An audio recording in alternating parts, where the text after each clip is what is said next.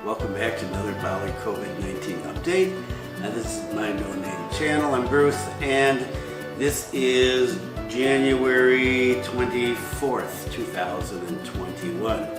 And I'm going to try to make this short. I say that every week, but really I'm going to try to make that short today. So let's get started. First, the numbers. Boy, we are reaching record numbers. And this last week throughout Indonesia, and Bali has not been well either. Let's take a look at the numbers yesterday. Were relatively good. 253 new cases, takes us to 23,472. Total positive cases, 19,899 recovered, 628 deaths. And 2,945 active cases, so we're almost up at 3,000. The numbers, as I said, have really exploded this week. This week, some of the numbers in Bali, 311, that was a good one. 491, 483, so we're up close to the 500 level. And I think last week I had my sunglasses on. My eye is almost healed, but not quite yet. Well, I won't be doing any more operating on myself in the future. So, those are the numbers.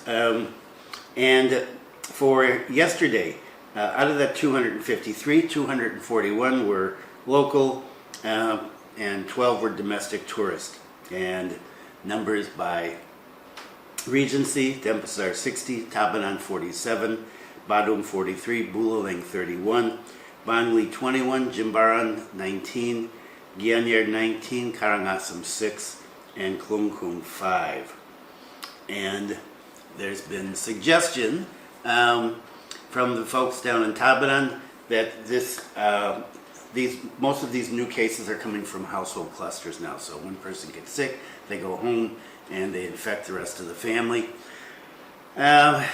So the vaccinations have started, but with the first stage, the health personnel, so it's going to be a while before vaccinations do any good. If you take a look at these graphs up here, and I'll put a couple up here, this shows where we're at nationally and locally in Bali, and you can see we're up at almost the 1 million mark. We probably hit 1 million today. If not, we will definitely tomorrow. So this is not good. If you're planning on coming to Bali, take a look at those numbers. I don't think we're going to be opening anytime soon, and I'm going to get back to that, the last story. The community activity restrictions that I talked about last time have been extended until February 8th. And so this is, you're supposed to be safe, you're supposed to do the 3 M's, wear the mask, social distancing, wash your hands, and restrictions on the size of gatherings. And I'll be talking about an important one in a minute. And so we take a look at this, and it looks like we've got a long way to go here. These are not good numbers.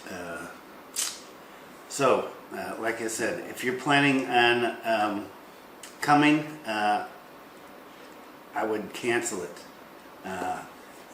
Start thinking April, May, June. I hate to say that, but that's really what we're looking at. This is just my opinion. The restrictions on foreigners, the ban on foreigners, has been extended till February 8th. Okay, and the ban on foreigners means nobody is getting in except for diplomats and people with kitasas and kitops. They can continue to come in, but nobody else, and that includes the B-21s and all the other visas. We're still in basic lockdown here in terms of people coming in from outside. And so that's been extended till February 8th. Okay, so that was from Pak Arlanga, who from the chairman of the Committee for the Handling COVID-19 and National Economic Recovery, and he's the one that announced the ban, the extension of these restrictions, and he said this is due to the increase in numbers. So everything's due to the increase in numbers. Okay, so things are the same as last week, basically. With that, with the exception of we've got more and more people. And Ogoh-Ogohs. Okay, next story. Ogoh-Ogohs have been banned for Nyepei. Now, I'll see if I can find my Ogoh. I have some great Ogoh-Ogoh photos, but I don't know where they are. Maybe I'll have one. Anyway, this is one I took from, I think, Bali Discovery site. So the Indonesian Hinduism Society, PHDI Bali, and the Balinese Association of Traditional Villages, MDA, has canceled Ogoh-Ogoh displays and parades associated with the celebration of Balinese New Year, otherwise known as Nyepi, sometimes called the Day of Silence. And if you don't know what Ogoh-Ogohs are, they're those huge paper mache, sometimes styrofoam creatures that are paraded through the streets of Bali on the night before Nyepi, and everybody loves them. It's a great time. Both the PHDI and MDA said that Ogoh-Ogohs are not a mandatory part of celebrating Nyepi, and so they can be canceled, and they are being canceled in order to keep from large crowds from gathering, because you get huge crowds to come and watch. Down here in Singaraja, when we know what time and where the parade is going to be, everybody goes there. There's thousands of people lined up in the streets. So that's been canceled, and the PHDI Bali and MDA have provided some guidelines for the observance of ceremonial days leading up to Nyepi, such as Malasti. On Malasti, there's a temporary removal of sacred items and regalia from the village temples, and they're brought in a procession to a lake or ocean where they're purified. And guidelines for marking Malasti and other ceremonies include limiting participants to no more than 50, priests conducting religious rites are asked to ensure that water, rice, and other items used to purify worshippers be used in a clean and hygienic manner. No fireworks. Worshippers who feel unwell should stay at home. And all participants are asked to follow new normal health protocols. So that's for Nyepi. So it's not going to be a fun Nyepi this year, unfortunately. And of course, we have Chinese New Year coming up in another 3 weeks, I think. And I'll bet that's going to be canceled. I'm sure that's going to be canceled too. No fireworks, no dragons. Boy, Zoe has been asking me about Balinese, both about Ogoh-Ogohs and about Chinese New Year every day. And I keep telling her, I don't know, but I'm just going to have to tell her, no, they're not going to have it. So, more not good news. Okay, and as I said, I want to keep this short. Oh, just to go back one more final thing. So, we're talking about the extension of these community activities, and the Indonesian business community and ministers in the government associated with those are concerned that this is continuing to go on. It's really affecting the economy in Indonesia, and so everybody has coronavirus fatigue. Everybody. Okay, so last story, more problems with foreigners. So like last week I talked about the problems with foreigners not wearing masks and not social distancing, not doing anything that they're supposed to. As numerous news sources have reported, the government has threatened repeat foreign offenders of the COVID-19 health protocols with deportation. And some people have been deported, not necessarily for that. I'll get to that.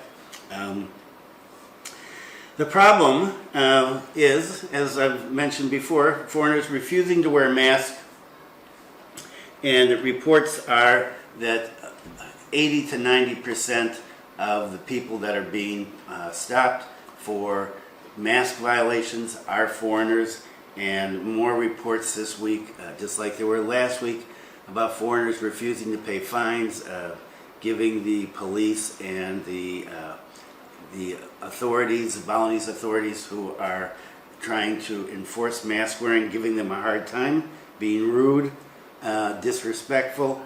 According to Pak Budianto, who heads the immigration department at the Bali office of the Ministry of Law and Human Rights, Ogoh-Ogoh,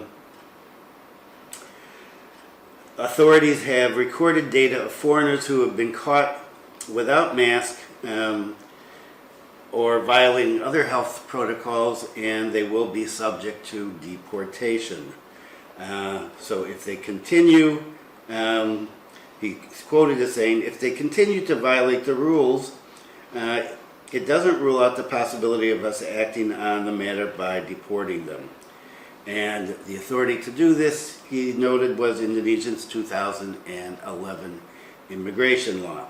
If you are a person that has a kitas or kitap, you know what that is, because you say when you get your document that you're going to follow all of the rules and be a good, well, not a good citizen, but a good foreign resident.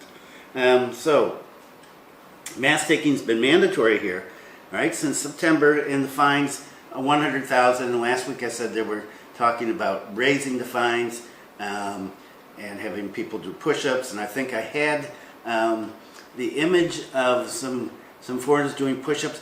That story has gone viral. Not my little YouTube channel, but this story about the push-ups has gone viral. I've had friends of mine in Japan, Korea, China ask me about it. They've seen it in local papers. I saw it in a Korean paper the other day. This is spread all over. Our problems with foreigners here are just, yeah, they're known worldwide. I don't know, it just flusters me. This whole thing flusters me. Why people can't get with the program. As noted last week, the governor said that people without masks will be denied entry to restaurants and other tourist facilities, tourist sites and facilities, and now there's the possibility of deportation as well. And I think, was it last week or 2 weeks ago, I had I talked about the editorial at the BaliDiscovery.com website, where they said we need to start kicking people out to set an example. And hell, so some people have been kicked out. This is a story, and I'm not going to go into this because, well, I have links down below if you want to read about this, but this is another thing that has spread all over the world. Two young ladies, two African American young ladies, two black young ladies from the United States have just been deported. Was it yesterday or the day before yesterday? For, well, a number of different things, and you can read this here. Some people say it's because they haven't been paying taxes, they've been working illegally. Some people say it's because they're black. Some people say it's because, and this is something that's actually may be the reason. On their YouTube, Instagram channels, they talked about Bali being queer friendly, and wow, one is Indonesia is not queer friendly. It's a total misconception of what's happening here. And so, well, they were deported, and it's caused quite a controversy. A lot of Indonesians very upset. There's issues about gentrification, colonialism. The Americans, of course, have come under attack as being overly entitled. Questions about not respecting locals, and I think that's one of the key things as well. And so this has been very hot. People taking sides. Like I said, I'm not gonna go into it. If you want to see more about it, you can check the links below. But I will say that immigration has started deporting people, and a well-known Russian influencer whose stunt of driving a motorcycle off into the ocean from, I think, Padang was reportedly deported as well. I couldn't find the link I had to that. But I think the key thing here is that the government and the people, the Indonesian people, are starting to get tired of foreigners. And this is a common thing here. When situations get tough, when there's a hard time, a lot of times foreigners stand out. And one of the things you don't want to do in times like this is stand out. Stay under the radar. Do your thing. Have a good time if you're here. But when you post things on Instagram and YouTube channels talking about how cheap things are here, I can live here for $500 a month. It's great. I can live in luxury. I'm like a queen. I'm like a king. It really does irritate locals who most of them are not making $500 a month for one thing. And so I was thinking about doing a video just to talk about this issue, not the young ladies, but the issue of foreigners here, this entitlement and YouTube channels telling people to come here. It's so cheap. You can live a lap of luxury. You can have servants. You can do this. You can do that. I don't know. I'll see. So that's it. Not real happy, unfortunately. Good news. Let's try to end on some good news. Zoe and I did some drone flying today. It was the wind died down for about an hour, and I was able to get the drone up, and I got it out. I'm just trying to do the edit the footage from that. I got it out about 900 meters from the house in a direction that I want to do some filming, and the wind was so strong. The wind just came up, and the drone was just tilted. There's this new little feature on the DJI Fly app where you can see how your plane is doing, and whoa, it was like this. When I got like that, I go, okay, that is wind, and so I brought it home. So anyway, that was fun. Zoe and I had a good time, and Masha the bear was with us. So there was something good, and the weather was better today. Not as depressing as it's been the last few days with rain and clouds and things. So I hope you're well. Thanks for viewing. If you want to come to Bali, this is going to end eventually. Bali will open up. Things will get back to, well, some semblance of normal eventually. If you are here and you're a foreigner, please follow the rules. It makes all of us look bad, and it brings a lot of unwanted attention on everybody here, every foreigner that's here, most of whom like to stay under the radar. So get with the program. Okay. Thanks for viewing. Stay safe. Be kind to someone today. See you next time.